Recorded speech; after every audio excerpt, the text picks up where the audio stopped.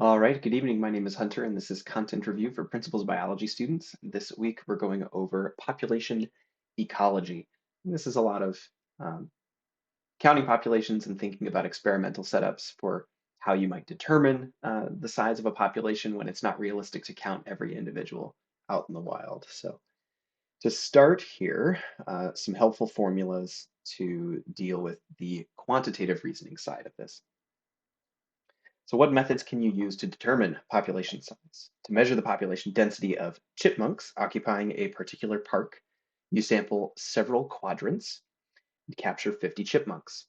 Among the 50, you find that 10 are marked. Using the mark recapture formula below, how many chipmunks do you estimate the population contains? And we're given several variables here.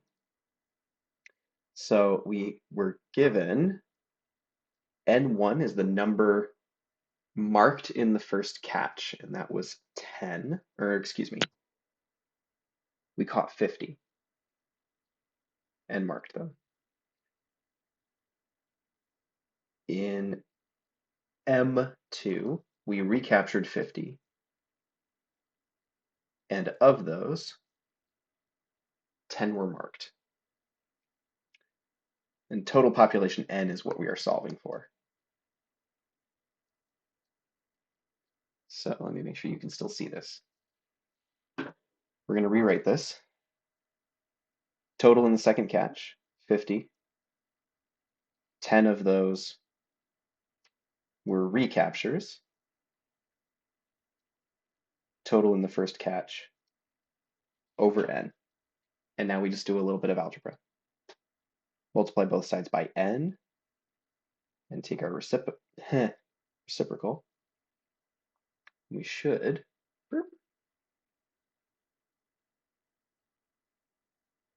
number of recaptures. I'm sorry. There we go. Getting ahead of myself.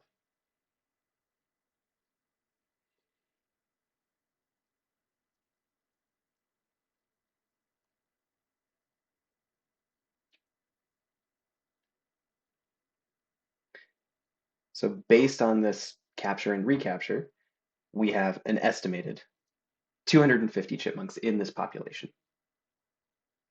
And now we have a couple of observations that might change our estimations. What effect would each of the following discoveries have on your estimate? You later discovered that you sampled the one area of the park that was most favored by the chipmunks. So this would mean that the area we surveyed was over-representative of the general population of the chipmunks and their distribution in this park. And so we may have overestimated. So if the area is favored by chipmunks, we most likely captured more chipmunks in this area than we otherwise would have in other areas of the park. And as a result, our estimate of the population size would be larger than if we'd sampled more of the park. So if the area is favored by chipmunks,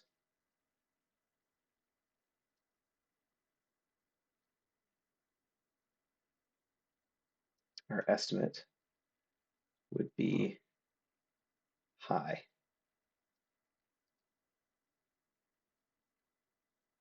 compared to actual population size in park.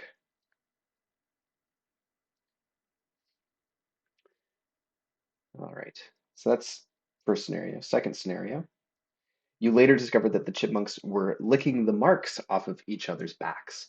So this could mean that some of the recaptured chipmunks that were counted as unmarked could have been marked, that it was just simply licked off of them. So what result is this going to have on our estimation? So if looking at this equation again, the number of recaptures was artificially small, right? That would ultimately reduce the size of our denominator in our final equation here.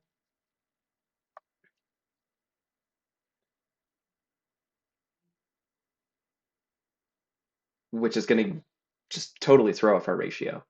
So our estimated population size would be a lot larger, right? So if you recapture a lot in your second sample, that means that the population size is relatively small. So some recaptured chipmunks could have been, let's say, undetected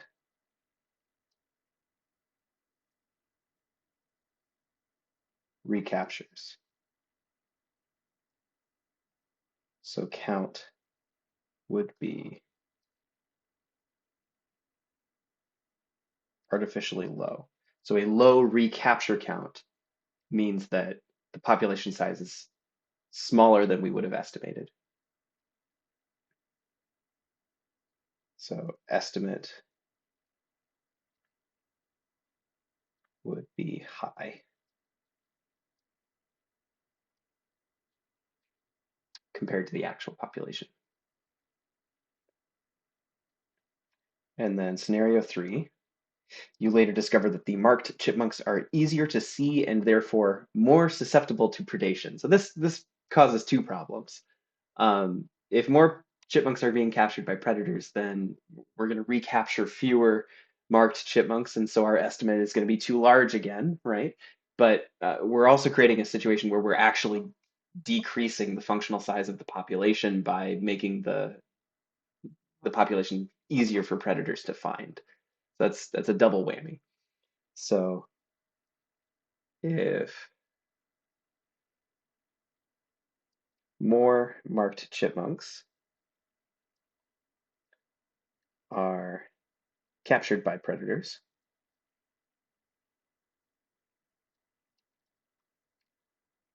then the recapture count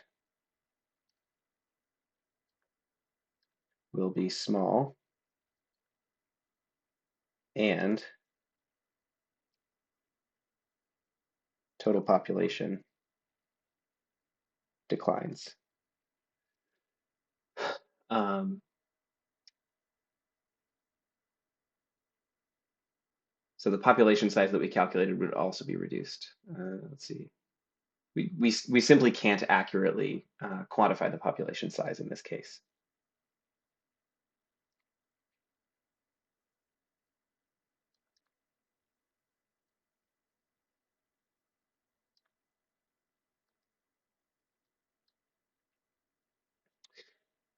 And now we can propose some solutions for these three problems. What modifications could you make to your sampling program to help ensure more accurate estimates of population size? So for problem 1, um, we later discovered that the sampled area of the park was more favored by the chipmunks. We can solve this by simply sampling more areas.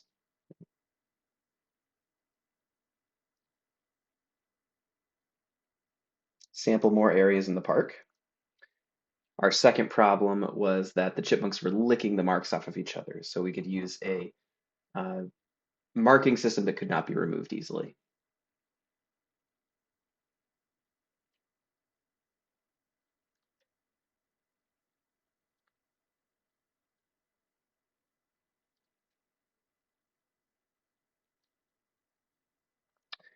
And finally, our third problem was that the marking system increased predation of the population of interest. So we would want to use a marking system that was not easily detected by predators.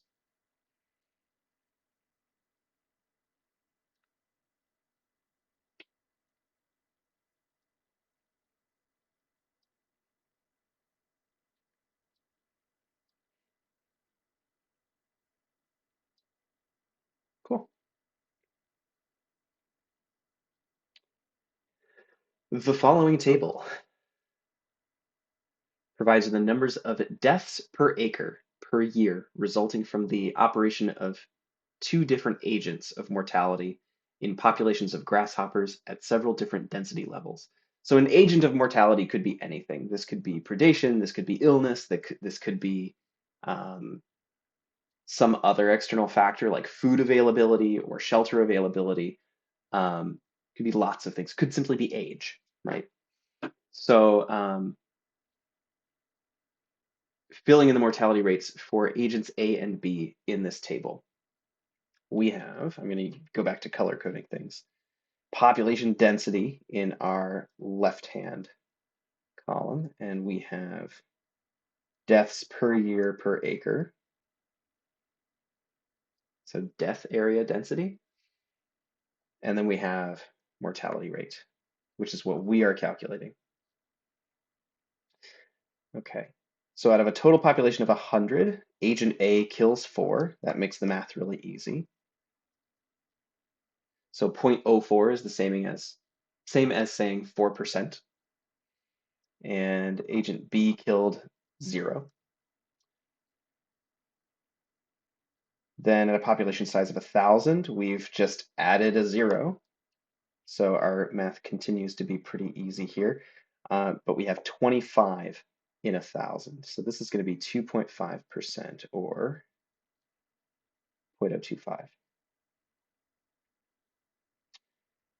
Similar trend for agent A. There's a pattern emerging. Agent B has jumped again. So we have 5 in 510,000 is 5 in 8,000. Yes, no.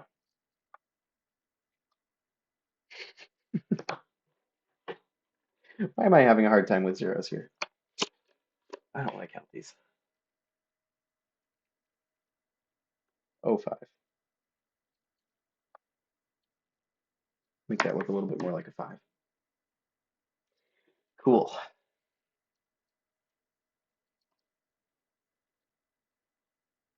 Trend continues for agent A, and we have 50,000 deaths in 100,000. This is 50% mortality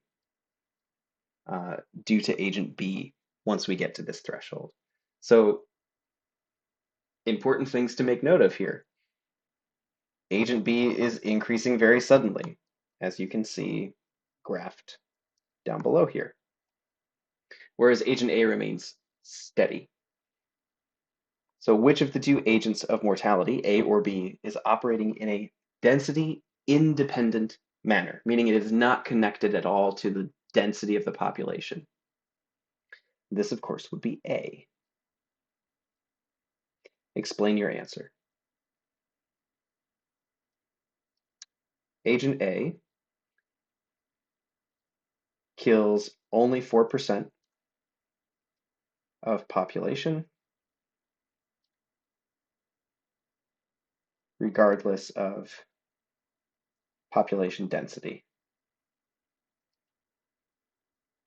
In other words, it's working in a density independent manner. Agent B, on the other hand, is acting in a density dependent. Agent B is density dependent, and specifically, the more individuals there are, the more fatal it is. So which of the two agents, A or B, is likely to act as a factor stabilizing the size of the grasshopper population? And explain your answer. So what does stabilizing mean in this context?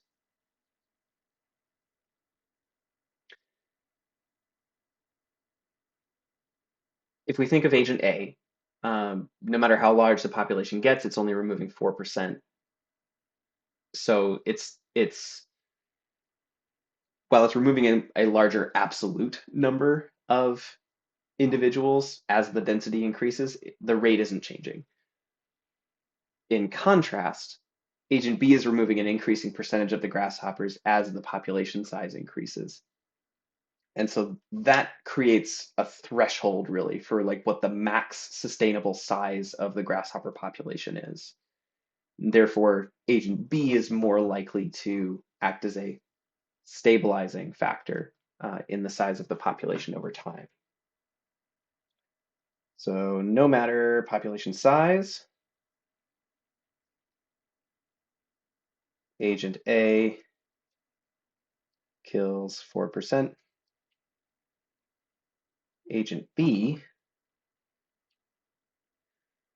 uh, removes increasing number as population density increases,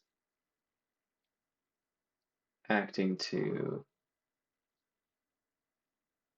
stabilize population size at some threshold.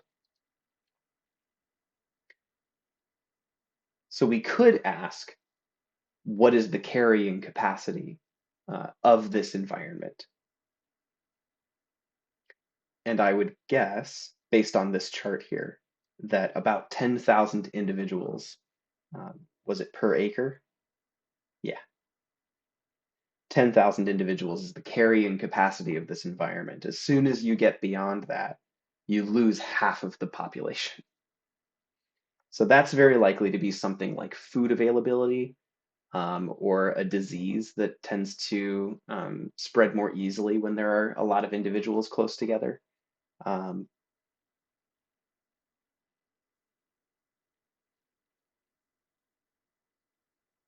yeah,